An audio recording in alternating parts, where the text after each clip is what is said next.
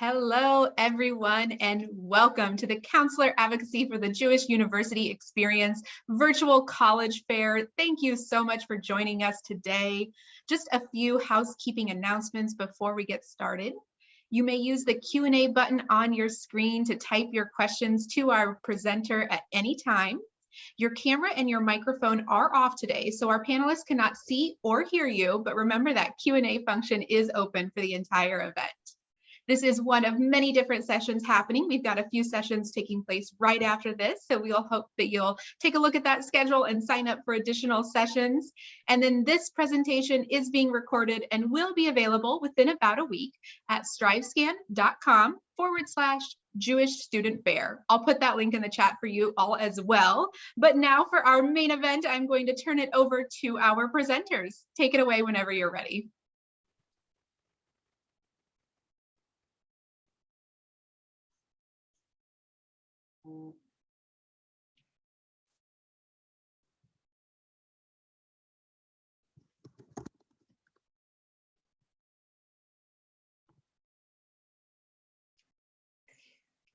Hi, Sherry, are you going to introduce yourself? And I thought you were going to start. I'm sorry. Hi, everyone. So, you go first. My name is Sherry Geller. I'm a college counselor at Gann Academy in Massachusetts, which is a pluralistic Jewish day school. And I am really just here to introduce our presenter and then to help later in the session with Q&A and moderate your questions a little bit. As you heard, you can put your questions into the Q&A function, but I bet a lot of your questions will be answered during Cheryl's presentation. So we invited Sheryl Korelitz today from Masa Israel Journey to talk a little bit about gap year programs in general, and then specifically with a focus on Israel, since our target audience today is Jewish students. Masa is sort of an umbrella organization for a lot of different programs in Israel. So I'm sure she'll have a lot of great information to share with you. So thank you for joining us today. I'm going to shut off my video for now and turn it over to Sheryl. Thank you. Thank you, Sherry. And I want to thank CAJUE in general for inviting me to be here today to be part of this event. I feel very honored to be included. And I love to think about gap year as just part of the college process. I'm a firm believer that if you can make it happen, it's a great thing to do. So before we get started, just a couple things. I want to say you are free to put your questions into the Q&A section at any time. I'm going to take them at the end of the presentation where we'll do the Q&A section. So hopefully I might answer some of those questions along the way, but if not, know that I will get to them. The other thing that I do want to mention is that it definitely, for the past couple of weeks, it's been a challenging time for those of us who care about Israel, know about Israel, love it. But I want to let you know that Masa has definitely been dealing with the current situation. And if you do have questions about that specifically, know that I'm going to address that in the program as we go along. So now, though, I'd like to get started. And going to share my screen. So first of all, I'm introducing myself again. I'm Sheryl Korelitz, Director of Gap Year Recruitment for Masa North America. So Gap Year is what I do. And I have put my contact information in the chat. So you can find my email as well as my Calendly link. I love having phone and Zoom meetings with people, whether it's parents or students. I'm happy to meet with you to discuss this process specifically for Masa, but also for Gap Year in general. So really do feel free to reach out at any time. And I come by Gap Year many ways, personally and professionally. For many years, I was the Director of College Guidance at a Jewish high school where I worked with students and their families making their post-high school decisions, which very often included Gap Year. So I worked with a lot of students in that realm. And then I'm also the proud mother of two Masa Gap Year alumni. You see their picture here, and thank you for indulging me, letting me have my girls with me. So Sheryl, I have seen a lot of people and worked with a lot of people in Gap Year, and I can tell you honestly that I have never once heard from a parent or a student that they regretted having done the Gap Year. And Sheryl? I can, yeah, oh yes? I'm so sorry to interrupt. I just wanted to let you know we're seeing your full screen and not just the presentation right now, so it's not in present mode. Oh, it is not. Huh.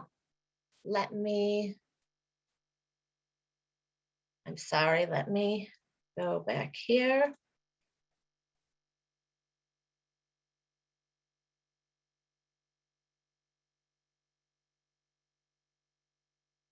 Okay. So let's try this again. And let's go here.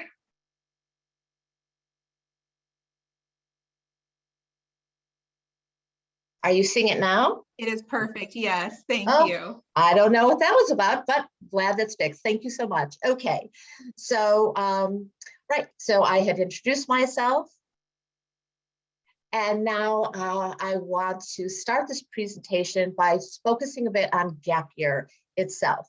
So just so you know, I am not aware of who is out there in the world. I know a lot of you have signed up, and I'm so excited we have such really great numbers, but I know that it's both parents and students. So I have geared this conversation to both and know that I'm speaking to both of you. So let's talk a bit about why you might want to choose a gap year. I don't know about you. Obviously, I care about gap year, but I can't go for one day without getting a Google alert that there's another article on gap year. And certainly over COVID, the conversation about gap year has become quite popular. And up until COVID, if you had asked me, I would have said that gap year for me was the best kept secret in the post-secondary educational world.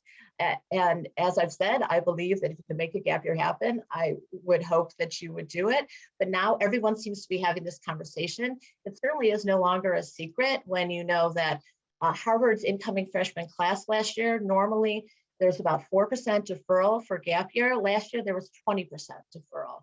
So there's a lot of people talking about it, and the conversation is very good, because most people will tell you that there are benefits to it and that there's a lot of positive. So the things that I want to address here are things that I've heard parents and students talk about over the years. There's definitely a conversation with parents who feel a bit that gap year can be a wasted year, it's time off, that it's holding things up. And also for some students, they have a bit of FOMO, or fear of missing out, that their peers are going to pass them, they're going to be a year behind. Those are the kind of things that I've heard, and I would like to address some of that when we talk about what the benefits might be.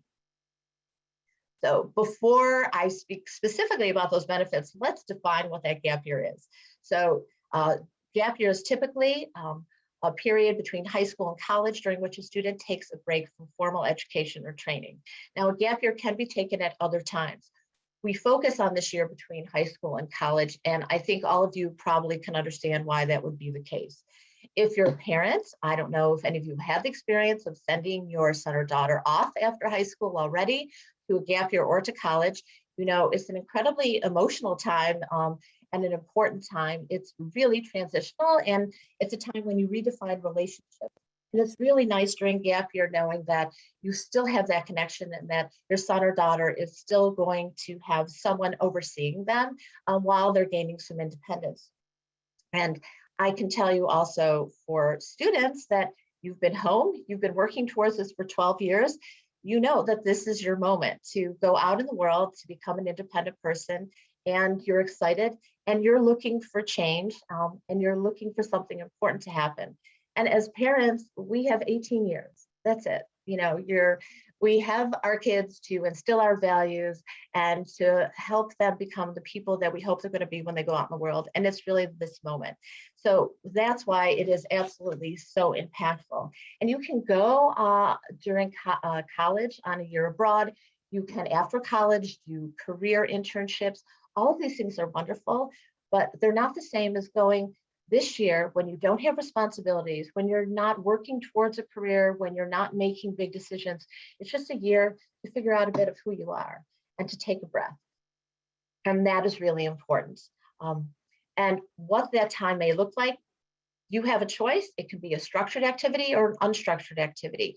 Students make their own gap years and they can piece things together. All of the programs that we offer at Masa, those are structured programs. And when you tell a college or university that you're deferring for the year, they like to see you doing structured programs. They know that there's going to be growth. And then this last piece I just want to put out there, that the main purpose of a gap year is personal development and life preparation. I would say that that sounds a little corny, I have to be honest. And if I were to ask a 17-year-old, is this what you're expecting from your gap year? Or what is are you expecting from your gap year? I'm not sure those would be the words out of your mouth. But it's interesting because even the year right after gap year, that is what people say. I'm going to tell you about an organization right now called the Gap Year Association, which I make reference to now and a few other times in the presentation. They're big proponents of gap year. And they do a lot of research and they provide lots of resources. They have a great website and you might want to look them up. So they do surveys all the time. And I can tell you that the number one thing that is always at the top of any survey that they do for gap year alumni, when they ask them about their year, 98% of students say that their gap year helped develop them as a person. So I think that says a lot about the potential of this year. So let me tell you specifically about some of those benefits. I like to start with the life skills piece. So it may sound crazy to current high schoolers, but life skills actually used to be taught in high school. Some parents may remember those days, but they're not anymore, and that's fine. You can learn life skills out in life. That's a good way to learn them. But the kind of things that I'm talking about are doing laundry, learning how to use public transportation, budgeting. This is huge. Parents talk a lot about their students, about their children getting financial acumen when they take a gap year. Cooking, shopping for yourself. All of these things are things that you're going to do on a gap year. And of course, you can do them when you get to college, but it's really nice to have this under your belt when you're not worrying about your GPA. And you really do develop these skills. Then there are those immediately transferable skills that apply specifically to college. Things like learning how to live with a roommate. This is very important. Also, developing an entirely new cohort of friends. That's huge. When you get to a college campus, some of you may be going with friends or know one or two people, but you're going to have to build a life on campus. And exposing yourself to meeting new people during that gap year is an incredibly important piece of that year, a positive one too, but also a skill that you'll take with you to college. And time management is huge. You're not going to be successful on a college campus unless you get very good at time management. And that's a skill that you're also going to learn. A little interesting fact is that according to the Princeton Review, the number one reason that students drop out of college is because of a lack of non-academic skills. So it's interesting that, you know, life skills can contribute life skills of gap year can contribute to college success. Another aspect that people don't necessarily think about is resume building. It seems a little strange. You're 17, you're planning a gap year, and already we're talking about building your resume, but it is actually very true in a couple ways. One is that employers love seeing this global international experience. It's a selling point for them. It also shows that you're courageous, that you're willing to take chances and put yourself in certain kinds of situations. And it is something we recommend you put on your resume, and people say that it definitely brings results. So it's a great choice in that way. But then the other thing is that, you know, when I work with students who were applying to colleges, I can tell you that 50% of students, when they apply to college, they apply undecided as their major, and that's perfectly fine. There's no problem with that. That's partially what college is for. But to figure out what to major in or what you want your career to be by being only in the classroom, which is what you would be doing most probably on a college campus, is not the same as having some life experience. And that's one of the ways in which a gap year can really help. And I can tell you also, Gap Year Association figures that 80% of students say that taking a gap year really helped them make their decision for their major and their career and led towards future career success. And 88% of gap year alumni said that it significantly helped them in making their career happen. So that's very good to know. And that leads into this next thing, college focus. Because you are more focused, because you have a better sense of who you are, when you get to campus, you are actually ahead of your peers in getting the year started. There's a lot of energy that you bring to it. There's a lot of positive direction. And that is something that I can't underestimate as being important in leading to your success. So this is one of my absolute favorite things to bring up in my webinars when I do. is that, and it's also, this is emphasized by Gap Year Association, actually in their most recent survey from 2020, they will tell you that over a third of Gap Year alumni, that's 35% of them, said that their main motivating factor for taking a gap year was burnout. I always bring this up because I think it's so important. And I worked in high school as an educator. I'm also a parent of former high schoolers, and I know what that burnout is. We're talking about GPAs, APs, ACTs, SATs, the college application process, which has become so stressful over the years. I don't have to tell you what that's all about. And it is really nice to take a break, take a break from being in the classroom and to exercise some of those other muscles that you have and to figure out who you are and spend that time doing that. And you do get to campus refreshed and excited and ready to go. And something that people are very surprised to learn is that on average, gap year alumni have higher GPAs than their peers who do not take gap years. In addition, they tend to finish college in less time than their peers. They tend to finish on time in 4 years. So parents are usually very surprised to hear that. And just so you know, universities are aware of this. They're keeping track of the data, and that's where some of this data comes from. Problem solving is something that is being thrown at you because you're in a foreign country. You're learning to live in a different culture and with a foreign language, and challenges are going to come up. And gap year participants, they deal with these challenges beautifully, and they come out of it with lots of growth. And this final, the big square, the self-awareness, I make it so big because it's the biggest piece, but it's hard to put your finger on it, exactly what it is.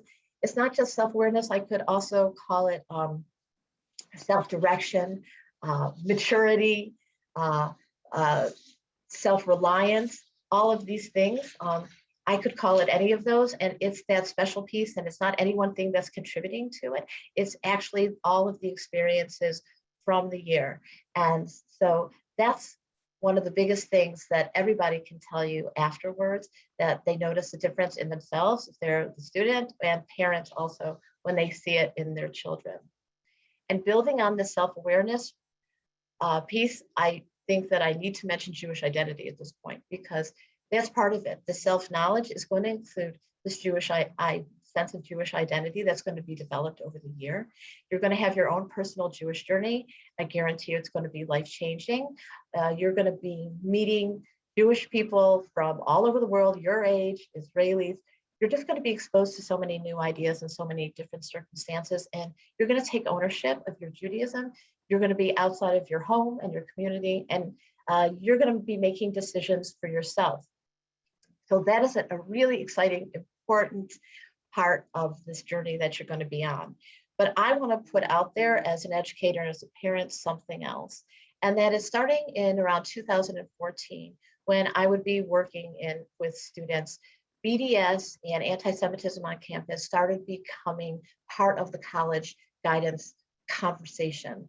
And by 2018, actually it become so much a part of the process that I had parents for whom choosing a campus that did not have BDS on it was their primary concern. Now, I will tell you, and this is a conversation for another day because we don't have time, that the Jewish community has responded very well. And there are organizations on campus that are dealing with these issues and have become wonderful resources for our kids and doing a really great job of helping them to feel comfortable. So that's wonderful. But back in 2014, I started thinking about how we had really done a disservice to our children. We hadn't been equipping them for dealing with these challenges that were being thrown their way. They didn't know how to answer the questions, and they weren't expecting them.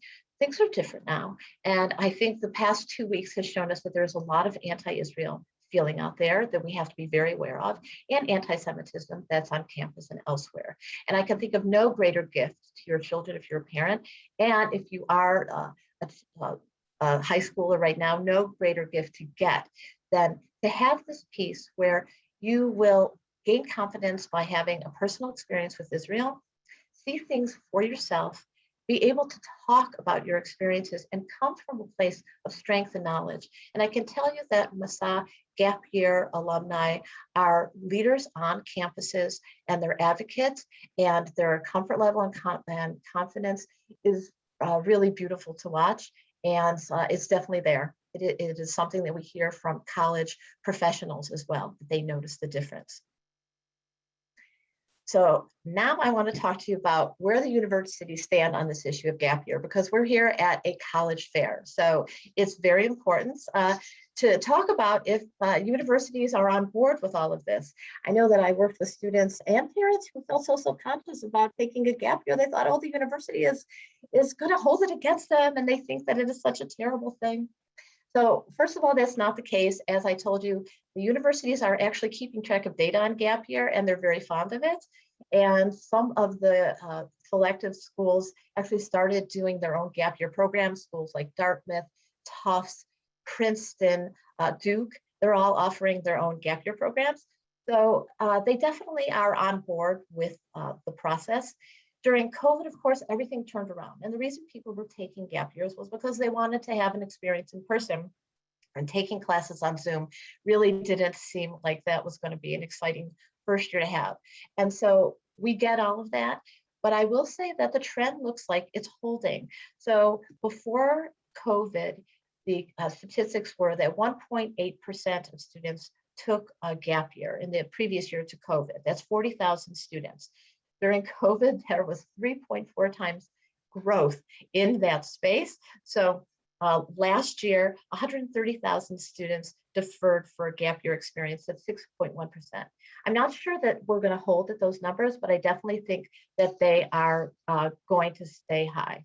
So you should feel comfortable about that, and the universities are definitely on board. This particular slide I'm sharing, and I'm not sharing this information to like alarm anyone. It's actually here to give you some information that I think is useful.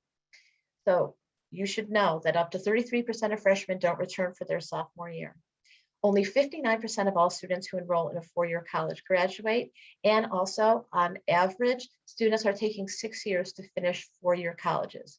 So like I said, this is not to alarm you. What this tells you, there are two things going on here. First of all, that the transition to college is real, that it is challenging, both socially and academically, and that there's a process to it. And it is important to know that you are going to have this process, and it might not be all like happy and easy all the time, which is something that I always used to tell students, no, that you're going to adjust. So the good thing to know is that the gap year does offer you a lot of that transitional time. Those things are going to be addressed in the gap year, like I said, and help lead you to success on campus. So that's a good thing to know. But the other reason that I'm mentioning this is that I want you to know that there's no standard anymore. There's no average, there's no norm. If you thought that it's about graduating high school, going to 4 years of college, getting a career degree, and then getting a mortgage and having 2 children, or whatever it is that you think is, oh, that's the way the journey has to be. Know that that's not the case. There is no normal anymore. You can be on your own path. You can take your time. You can find growth where you need it and where you want it, and you should feel good about it. So that's the other reason that I want to tell you this, is to let everybody know that there's not any one way to take this journey anymore, for sure. So how do you go about deferring? And this is something that I know you have wonderful college guidance counselors. They've put this day together. They're wonderful. They do a great job, and I know that you're going to be working with them. But this is just to give you a sense of what to plan for, especially if you're a junior. You probably have been told this, but just know that you are going to apply to college like you normally would in the fall, and you're going to be applying for the following year, even if you know you plan on taking a gap year. So you apply. You then, I'm also putting this out there though, that you need to understand where the colleges and universities you're interested are coming from. If you can get the information on how they feel about gap year and what the deferral procedures are and their deadlines, be very aware of them. You're then going to hear your acceptances, and you will May 5th, May 1st, you're going to accept from the school that you want to go to, tell the others that you're not going, and you're going to pay your deposit like you would for enrollment. And it's only after that point that you are then going to go through the deferral process. It used to be that you sent off a letter, but since then, so many students are doing deferrals now that there's even forms you can fill out online. Some of the schools have made it very simple for you. And finally, I'd like to say that the majority of schools definitely do grant deferrals, but not all of them do. I can tell you the UC system in California, they do not allow you to defer for a gap year.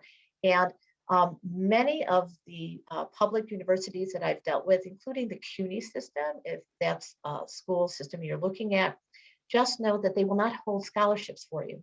And that, of course, is very important to know if you are someone who is relying on scholarships to make your college experience happen, then by all means, you have to be aware of that, and you're going to have to make a decision. And maybe if that's the case, the gap year won't be an option for you. So you do need to have that information to make all of your decisions. So now I want to quickly tell you a little bit about Masa, what it is we do, and how I might be able to help you plan your gap year in Israel.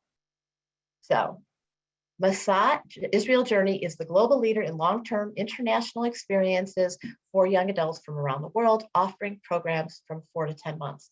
First thing I want to let you know is that Masa Israel Journey and Masa are the same thing. We use them interchangeably. You don't have to worry about that. And that Masa is the Hebrew word for journey. It's not an acronym. Sometimes people think that it is, but it is not. It's not an acronym. And so these are long-term experiences for Jewish youth around the world, ages 18 through 30. When we say international and global, we mean it. We have offices throughout the world. You're going to be doing these experiences, even if they're English language, they may be international. You're going to be with your Jewish peers from all over the world. And it goes up to 30 because we do post-college and college, but it all starts with gap year. And if you are, we say 18 through 30, but if you're 17 when you graduate, know that that's fine. You could be turning 18 when you're on the trip. What does Masa offer? We do not make the programs. The programs are done by various organizations, as well as programs that are just businesses. So we approve programs and then offer them to you. So know that there's almost 30 gap year programs that are being offered. There are over 20 that are being offered to North Americans. And we are sort of like the parent piece. That's what Masa does, because as a 17-year-old, you might not ask certain questions, but as a parent, know that Masa is taking care and thinking about all of those things. So when we say standards of excellence, we're approving programs based on the level of programming and the staffing, programming, health insurance, housing is all going to be at a certain level you can feel good about.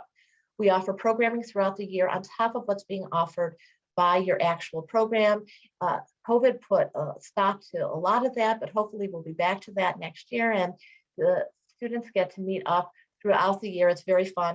No matter what program they're on, they'll have these experiences and they'll look forward to them. And then the communication piece. This is such an important piece. Masa is partially funded by the Israeli government. We have a very close relationship with the government. We are always in touch with them. So this means whether it is for very serious things that we need to know about, or even more like casual things, know that we get a lot of information and we're always sharing that with you. So first of all, during COVID, we have a relationship with the Ministry of Health. We were getting the most up-to-date information you could possibly imagine and communicating that to parents. So this is on top of what the program organizers do, and they're very good about communicating. So that's important to know that you're getting this extra piece. In addition, besides COVID, in this recent escalation with Gaza, of course, everybody needs to get information as soon as possible, and we were able to do that. And now you're allowed to reach out to Masa also and ask additional questions. So it's a two-way relationship. Funding is very important and is always something that people ask about. Unfortunately, at this particular moment, funding has not been finalized for next year, but I can tell you what funding was this year, and it's most probably going to be very similar to what it was this year. So we do offer a grant for almost all of our gap year programs that will be applied directly to your tuition level for the grant, and it will be taken off. Those grants run anywhere from $200 to $800, and everybody gets them for approved Masa programs. On top of that, you are able, if you are going on a Masa program, to apply for need-based scholarships. Those scholarships run for up to $3,000 if you are eligible. Just to give you an idea of what the price range for these programs, the service-based programs start at around $12,000, and the most expensive of our gap year programs go up to about $35,000, with the majority of them being between $20,000 and $25,000. So that's what you can count on. And this final thing, safety and security, I do want to talk about it just a bit. up until the past year and a half, when we talked about safety and security in Israel and Masa programs, it definitely had to do with terrorism. You're going to the Middle East, it's a reality, and it's something, of course, the parents were always concerned about. And safety and security of our Masa fellows is our primary concern. So we were able to, just as an example, during this recent escalation with Gaza, so we are offering both mental health services immediately for fellows who are on the ground who want that kind of support, but then we're also offering, of course, physical safety for all of our Masa fellows, and we are quick and we responded very well, partially because we had learned during COVID, we got very good at changing plans all the time. So know that we're very good at responding immediately and communicating with you. And we did end up moving many fellows during this recent conflict. And some of them were moved to Jerusalem. Some of them stayed in place. We made sure that they had safe rooms and shelter to go to.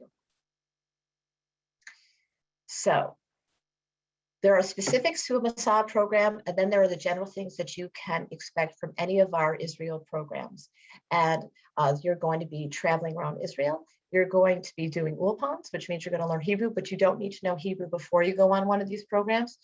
There's cultural immersion, which is a really important piece to any international gap year program. And you're going to have this global network of friends you're going to develop. Housing, medical insurance, transportation, I mentioned, those are all included in the price at a level you're comfortable with, and that guidance and security. And now, how do you choose a gap year program that's right for you? A lot of people get overwhelmed. There's a lot of choices here. So let me tell you that in general, high school students are all looking for different things. There's no one gap year for any one high school student. And I can tell you that most probably there's 2 or 3 programs that you would be equally happy on if you were choosing. So some students are looking for community service, some are looking for travel and adventure, language and cultural immersion. Career development has been a really big draw in the gap year world recently. And academics, there are some students who want to keep one foot in the academic door, and but they want to do it in a really special environment. So what do we offer at Masa? And this will give you a better idea also of how you should go about choosing any gap year program for you. So the academic programs, these are programs where you'll actually be able to earn college credit. Some of them offer up to a full entire year of college credit. And I hear from some parents that that's the kind of program they know they want their son or daughter on. They want that option for earning college credit. You'll be taking classes in Israel either through accredited classes that are accredited through an American university, or you might actually be taking classes through Hebrew U or Bar Ilan. So there are different ways that you could be earning these college credits. But one caveat that I do want to put out there is that not all colleges and universities are going to accept those college credits. It's up to you to reach out to the school you're going to in the fall and find out if they will, so that you won't be disappointed and you can make your decision as you need. There's some students who go on academic-based programs and they don't care if they're accepting the credit or not. They just want to do it anyway. It's a soft landing for college. Then there are the career and internship programs. So where you get to start building your career. There are things like tech startup programs. If you're one of those people, you know who you are. Why wouldn't you want to hone your skills and talents in Israel, the startup nation? But then there are also some programs where you can have an internship-based program that's doing other things.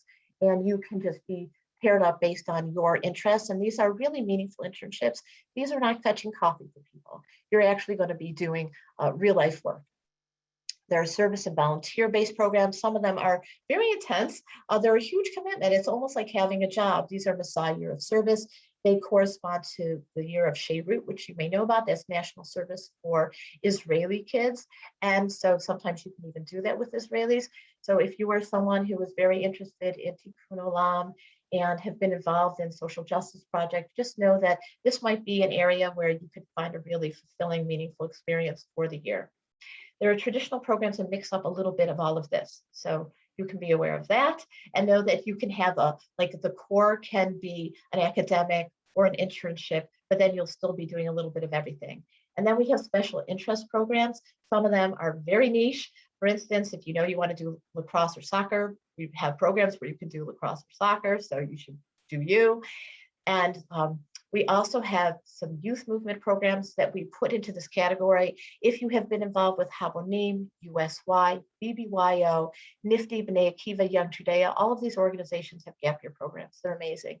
If it's your comfort zone, you want to be with your friends, I can't think of a better way for you to choose your gap year than based on that experience.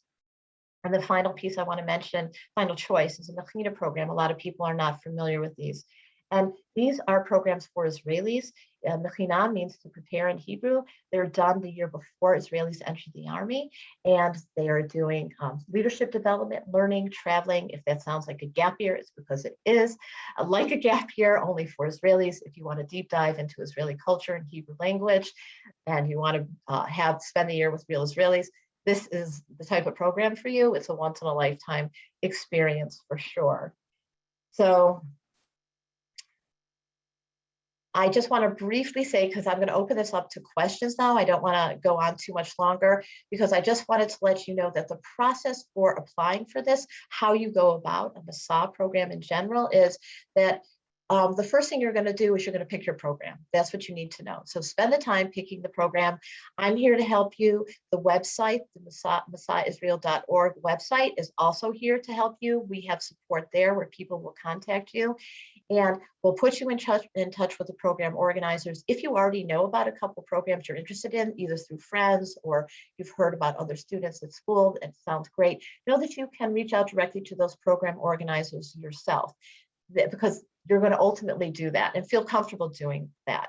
So you go through that process, you get approved by the program, and then at the end, you would then go to the website and you fill out the Masa application, and that's when you will also get the grant will be applied to your program.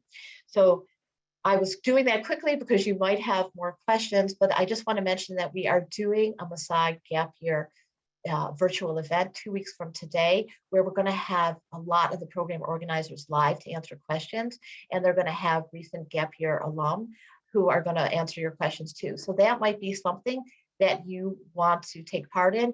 And I actually have the link to that event. And Jeannie, who's here from the platform today, she's going to put that into the chat for you, so you can sign up and be there if you'd like. That's for parents and for students as well. So now I'm going to stop sharing my screen so we can get to some Q&A, and I hope that there are lots of questions out there. I love to answer them. And, Cheryl? Yeah. Hi. A few questions have come in. The first one is, does Masa or the Masa programs have support for students with executive functioning challenges or ADHD? So there are not a lot of programs that are specifically geared towards any kind of challenges in that way. There is one program through Nativ, and Nativ is actually the program that's run by the conservative movement, and they have a program within the program called Yosma, and that is specifically for students who do have certain challenges, because it's an academic-based program. They're taking classes at Hebrew U, and it's an amazing program, and so that is one of those. And then there are students who have been able to go on different programs. It really depends on your level and your of challenge that you're going to face, and you want to talk directly to those program advisors, because sometimes they're very easy things that they can meet your needs. So I would say that it's a bit of having a conversation with those programs. Great, thank you. For anyone that joined us a little bit late after we went through things at the beginning, if you have a question, you can put it into the Q&A. We have about 6 more minutes, and I think Cheryl will be able to get through all of them. I'm Sherry Geller. I'm a college counselor at Gann Academy in Massachusetts, and I'm here to facilitate these questions. The next question that came in, Cheryl, is that when a student goes on a gap year through Masa, do all of the programs have a pro-Israeli stance, or are students able to make their own decisions? So that's a good question. Students are absolutely able to make their own decisions all the time. And as a matter of fact, most of the programs will tell you that they introduce you to so many different people presenting so many different points of view. And I can give you, like, Israel Course is one of our most popular programs that's run by Young Judea, and they will tell you that you're going to hear from different Israelis, but also you'll hear from, not just Jewish Israelis, you'll hear from Arab Israelis, you'll hear from, Christians, you'll hear from people doing all sorts of work. So different programs approach it differently, and most of the programs are pluralistic as well. So you're going to be meeting kids who have different points of view from you anyway, and they're coming at it from a different perspective. But there are some programs where actually that is also their focus. So I'll just briefly mention there's a program called Bina. Bina is a secular yeshiva. They call themselves the movement for social change in Israel. That is literally the theme of the entire year that you're going to have. You're going to be with real Israelis hashing out these issues and talking about them. And there's also Habonim, which they have their own program, and they also, coexistence is one of the big themes of the year. So there are programs definitely that are going to give you that opportunity. Great, thank you. The next question is, what would you tell a student who is unsure about whether they should take a gap year or not? I guess I would want to find out why they're unsure.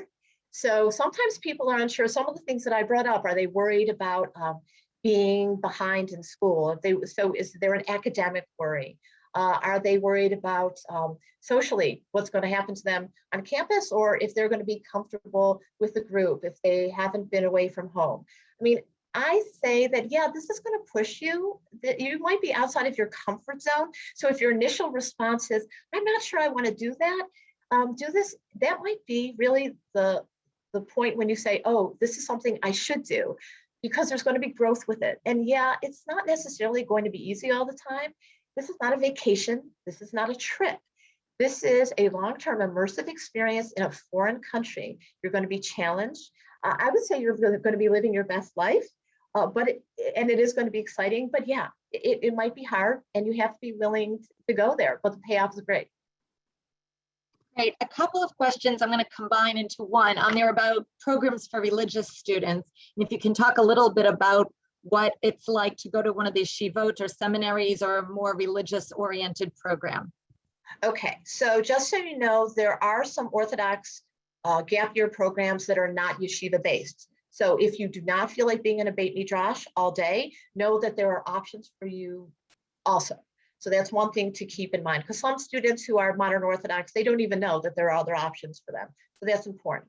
So the yeshiva and seminary programs, they're what we say, they're in our Jewish studies space. So they are not the same in terms of like gap year, but the programming is full and rich. But you most probably will be in a Beit Midrash where you'll be studying. Some of them are co-ed, some of them are not co-ed. So that has to be a decision that you want to make. And all of them are going to offer those same things that I said about other Masa programs. You're going to be traveling, because that's a big piece of it. There's informal learning that goes on with it. And you will be traveling throughout the country as well. You'll be doing an ulpan.